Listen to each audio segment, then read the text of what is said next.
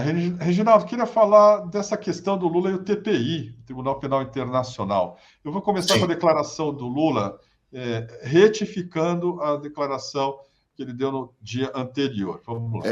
Eu queria perguntar para o senhor sobre a sua declaração, o que o senhor disse em entrevista à TV indiana sobre o Putin e sobre o Tribunal Penal Internacional. A impressão que ficou é que o governo brasileiro pretende desrespeitar um acordo do qual é signatário, né? Um tribunal do qual ele faz parte.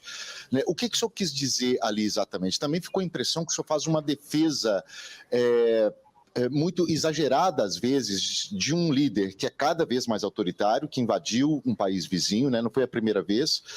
E qual é a questão do senhor ali? O senhor defende uma reforma do Tribunal Penal Internacional? O senhor pretende bancar esse desrespeito, talvez, ao tribunal, convidando Vladimir Putin e impedindo que ele seja preso? Como é que isso aconteceria? Eu não sei se o tribunal, não sei se a justiça brasileira vai prender.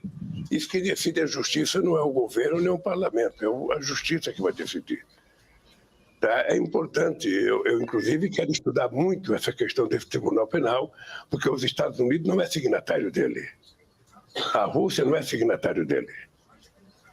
Então eu quero saber por que o Brasil virou signatário de um tribunal que os Estados Unidos não aceita. Por que nós somos inferiores e temos que aceitar uma coisa, sabe? Agora, quem toma a decisão é a justiça. O Brasil tem um poder judiciário que funciona e funciona perfeitamente bem. Nós temos que ver se vai acontecer alguma coisa no momento que tiver que acontecer. Isso já aconteceu na África do Sul.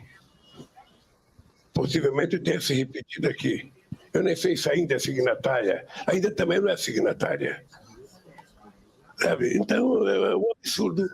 São os países emergentes signatários de umas coisas que prejudicam eles mesmos. Sabe? Eu vou dar uma pensada nisso direitinho. Mas, de qualquer forma, é a justiça que toma a decisão. Se o Putin decidir ir ao Brasil, quem toma a decisão se vai prendê-lo ou não é a justiça, não é nem o governo, nem o Congresso Nacional.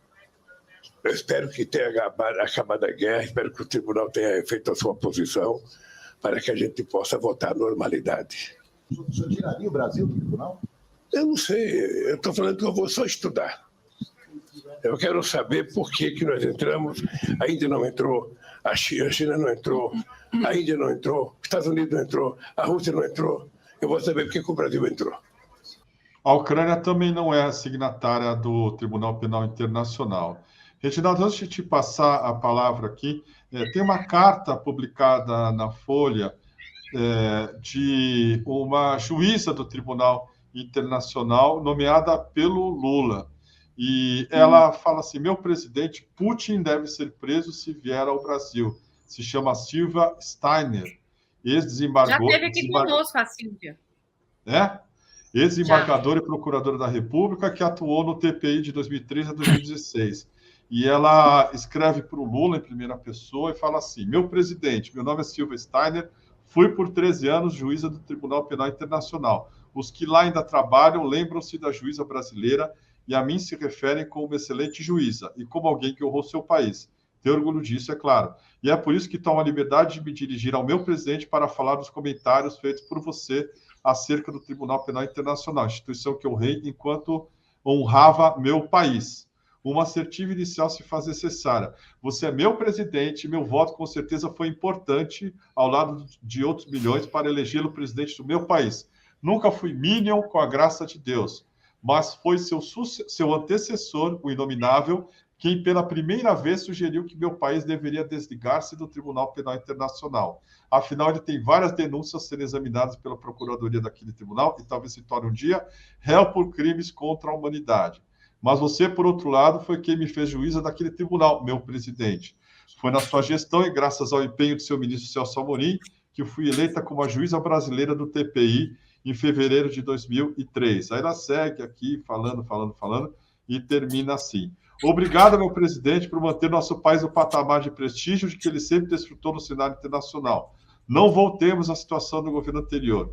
Nunca, nunca mesmo. Use as palavras ou copie as ideias nefastas do inominável ou daquele similar norte-americano ou de outros chefes de extrema-direita que criticam o Tribunal Penal Internacional sem realmente o conhecer, mas que o temem. Obrigada, meu presidente. Professor, por favor, como é que o senhor está vendo essa confusão aí? Eine große Confusão, como diz o Gilmar Mendes.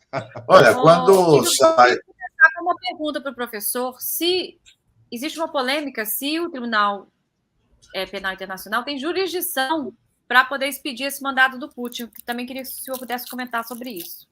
Tá. Eu acho que quando saiu a decisão condenando o Putin, eu participei de uma entrevista do UOL, eu queria realmente estar junto com a juíza, né? Que ela é muito competente do que ela faz e tudo mas eu entrei depois e rebati todos os pontos que ela havia colocado no seguinte sentido. Eu acho que é um problema que vai além da questão do Lula, de qualquer que seja o presidente, que é o seguinte: isso nós temos o âmbito da política internacional, né, onde você tem estados soberanos, e você tem uma lógica, gostando ou não estou entrando do que eu gostaria que fosse, o que é, mas como as coisas funcionam, uma lógica de poder, de interesses nacionais e tudo, e você tem o direito internacional querendo entrar nisso, que é o que a Sara perguntou. Quer dizer, é o que fala em inglês enforcement. Quer dizer, o direito internacional tem isso, né? É a pergunta da Sara. E esse é um dilema, porque, em primeiro lugar, ele não tem. Né? Não tem. Quer dizer, você tem que... Veja, quem vai obrigar? Né? Quem vai obrigar a cumprir medida do país soberano? Fica mal, é verdade. O Brasil assinou, fica mal. Mas é bom que se discuta. Isso eu concordo com a segunda parte do Lula. Porque, veja só, quando você coloca essa questão do direito, dos princípios, você está almejando um objetivo, em primeiro lugar. Né? Então, a pergunta que eu faço, gostaria de falar para juiz e para outros, é o seguinte: me dê um. Eu não queria vários, quero um exemplo na política internacional que uma condenação de alguém resultou no objetivo pretendido. O que eu estou querendo dizer? Condenar o Putin vai fazer o quê? Vai impedir a diplomacia. Quer dizer, nós precisamos terminar com a guerra. Né? Para terminar com a guerra, repito, gostando ou não, tem que fazer acordo. Como se dizia, a gente faz acordo com o inimigo, não com o amigo. Né? Então, você tem que fazer acordo.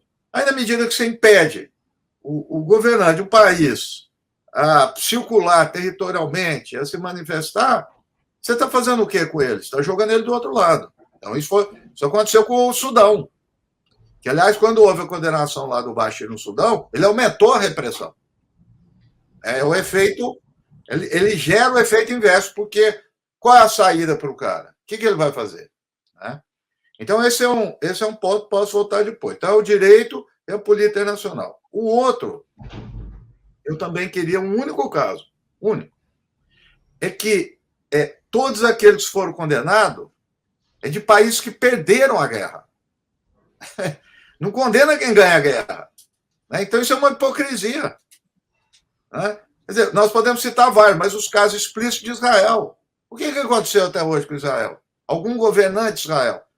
Nada, absolutamente nada. E a gente pode trazer aqui vários exemplos. Então, a condenação do Milosevic da ex-Iugoslávia, né, da Sérvia, ele só foi condenado depois que os Estados Unidos acabou com o país. Véio. Então, então, ou seja, na medida que a gente fala que é condenado efetivamente só quem pede ou quem impede, então, ele tem uma política de poder por trás disso. Esse que é o equívoco. Se o tribunal assumisse ter uma política de poder, seria mais fácil negociar. Esse caso específico do Putin, não vou entrar aqui no mérito do Putin, mas dizer o seguinte: tem uma fila lá de casos de 10, 15 anos de massacre. O Putin foi o exemplo mais rápido. Foi, assim, 30 dias, 40 dias, sei lá o quê. Tem exemplo de 15 anos, 20 anos. Entendeu?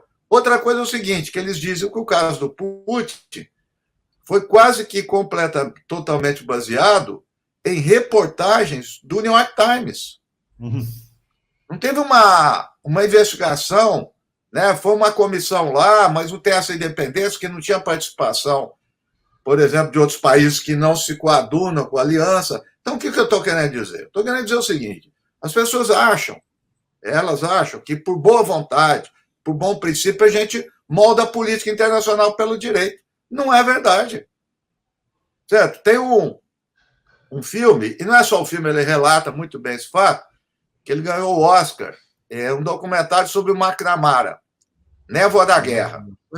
Eu recomendo muito isso, A Névoa da Guerra. Como é que é o nome, professor? A Névoa da Guerra. Fog of War, está no YouTube. Fog of War.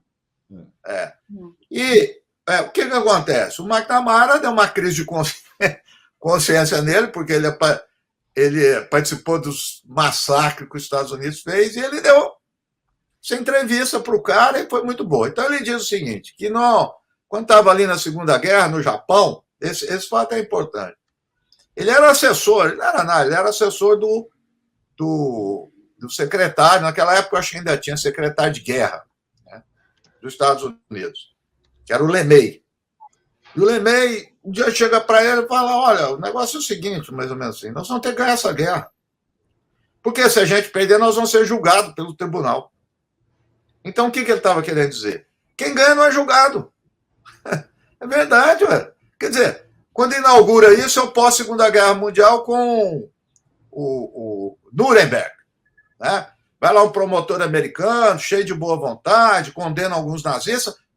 A maioria dos nazistas passaram ileso, retiraram condenações. E olha, Sara e Kiko, um dia um colega alemão que me falou faz tempo, eu não esqueço isso. Eu não tinha ideia disso. Você sabe, de 45 em diante, você sabe quando foi a primeira vez, que ano que foi, que o governo da Alemanha Ocidental não teve um nazista? Só em 1970. De 1900, eu não tinha ideia disso. De 1945 a 1970, todo o governo da Alemanha teve pelo menos um ou mais nazista. Para que serviu o tribunal? Para nada. Esse é um espetáculo. Então, e dentro dessa lógica de argumentação do Lula, você acha que nesse desbalanço de poder, na lógica do Lula, o Lula está denunciando um desbalanço de poder, né? Você tem que sim, é verdade. Para não se responsabilizar. Você acha que o Brasil deveria sair do Tribunal Penal Internacional? Não, eu acho que agora não. Eu acho que tem que... Veja, eu acho que o tribunal não tem serventia nenhuma para dizer coisa. Só que agora dá para dizer, porque eu não quero, vai cancelar por causa do Putin. Também é oportunismo. Eu acho que tem que ser discutido. Eu acho que ele tem que ser discutido. Tem discutido os métodos, processos, como é que é isso. Quer dizer, eles não deram satisfação para ninguém. O Putin condenado. Tá, e os outros? Eu estou querendo ouvir, saber disso.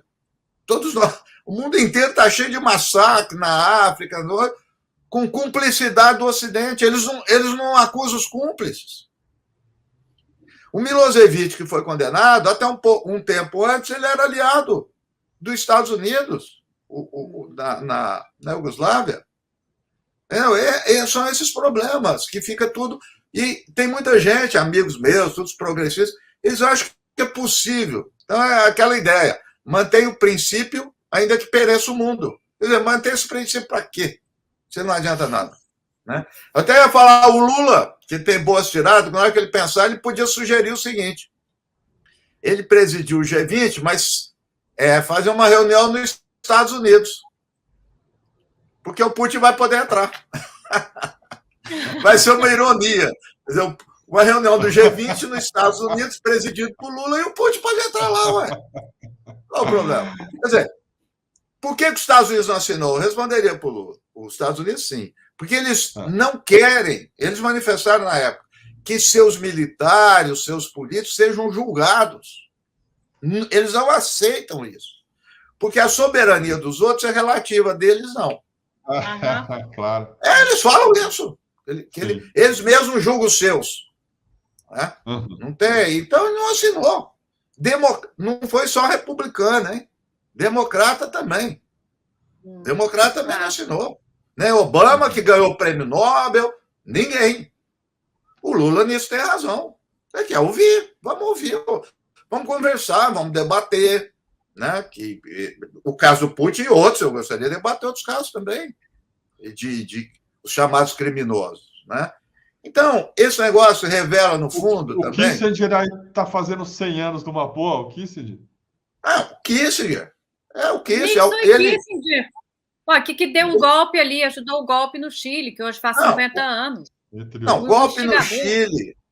E o que eles fizeram no Vietnã, no Laos, no Camboja? Está demonstrado.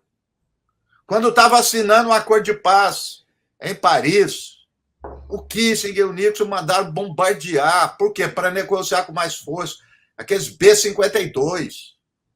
Isso aí é, como diz no direito, ad náusea, está demonstrado isso. Uhum. O Kissinger é um criminoso de guerra. Você é um cara...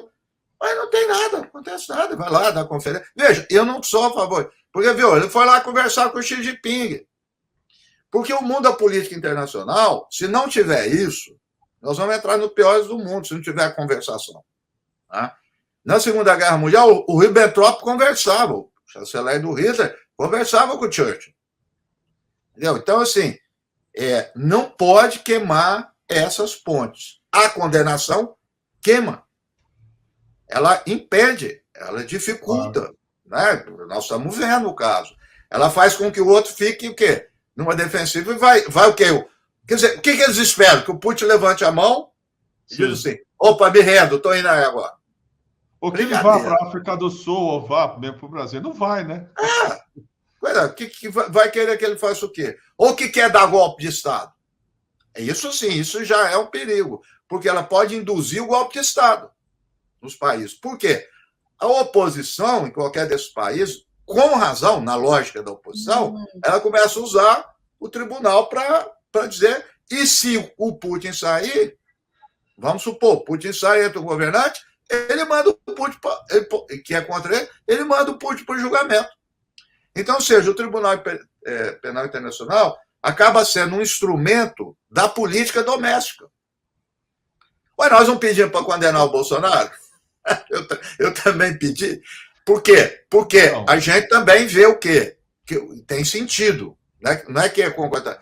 A gente vê que dentro do país ele né, cometeu crime e não consegue, ele apela para o outro. Sim. Mas no caso do Putin, não. E não adianta terminar. O Lula falou a paz. Já tem a paz. A condenação dele foi para aqueles massacres. Eu esqueci o nome da cidade lá na Ucrânia. Não é da guerra, é daquele massacre. Pode terminar a guerra e o Putin continua condenado. Agora, então, Reginaldo,